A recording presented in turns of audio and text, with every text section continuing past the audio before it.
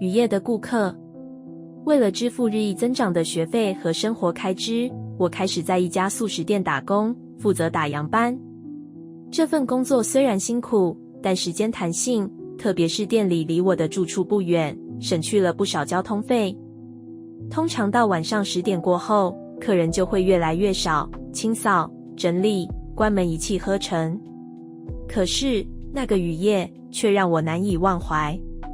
那天傍晚，雨下得很大，天空一片漆黑，整条街上除了我们的素食店，其他店家早已关门熄灯。玻璃窗外的霓虹灯反射在湿漉漉的路面上，整个环境显得格外冷清。10点一到，我开始按照程序清扫桌椅，准备关门打烊。正当我拖着拖把走到角落时，突然看到那里还坐着一位长者。他身形瘦削，穿着一件老旧的灰色外套，头上戴着一顶略显破旧的鸭舌帽，双手放在桌上，一动不动地凝视着窗外的雨景。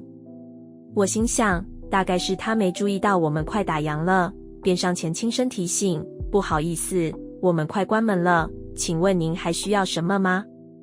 长者慢慢转过头来，露出一张苍白的脸，眼神空洞，却带着一丝无法言喻的忧伤。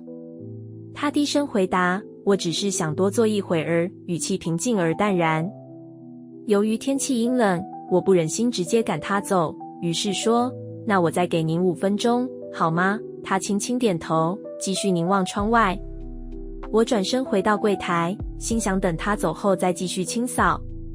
然而几分钟后，我再次走回角落，发现那张桌椅已经空无一人。我愣住了，因为我没有听到任何椅子拖动或脚步声。更奇怪的是，桌上没有留下任何痕迹，甚至地板上的水渍也消失得无影无踪。这时心里莫名生出一股寒意，我告诉自己可能是太累了，看花了眼，但内心仍旧不安。隔天，我将这件事跟店里的资深同事小林提起。小林听完后脸色微变，迟疑片刻才说，你不知道吗？这里以前的确有位老顾客，他几乎每天晚上都会来坐在那个角落，一杯热茶，一个汉堡，可以坐一整晚。后来有一天，他突然去世了，听说是在雨夜里失足滑倒，第2天才被发现。那和昨天有什么关系？我强作镇定问道。小林压低声音，接着说，自那以后，每逢下雨的夜晚，有时候打烊前会有人看到他的身影。有些人说，他是因为生前对这里有深厚感情，所以过世后魂魄还会回来。听到这里，我背脊发凉，但小林又补充了一句，不过别怕，店里每个月都会祭祀供奉，尤其是雨夜后的第1天，这是店长一贯的规定，据说这样可以安抚灵体。之后的日子里，我虽然仍在素食店工作，但总不自觉地避开那个角落，尤其是雨夜。有一次，店长带我们一起准备贡品时，还特意强调，这些传统仪式虽然听起来迷信，但能够带给我们安心就好，毕竟老店嘛，总会有些故事。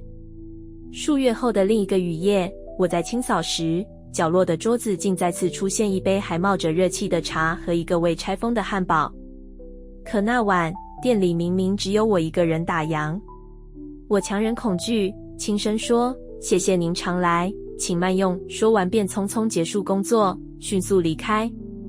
随后的一段时间，店里一切如常，但自此以后，我心里明白，这位老顾客的故事，不仅是我们素食店的一部分，也是一个提醒，对于那些逝去的灵魂，或许我们只需多一分尊重，少一分恐惧。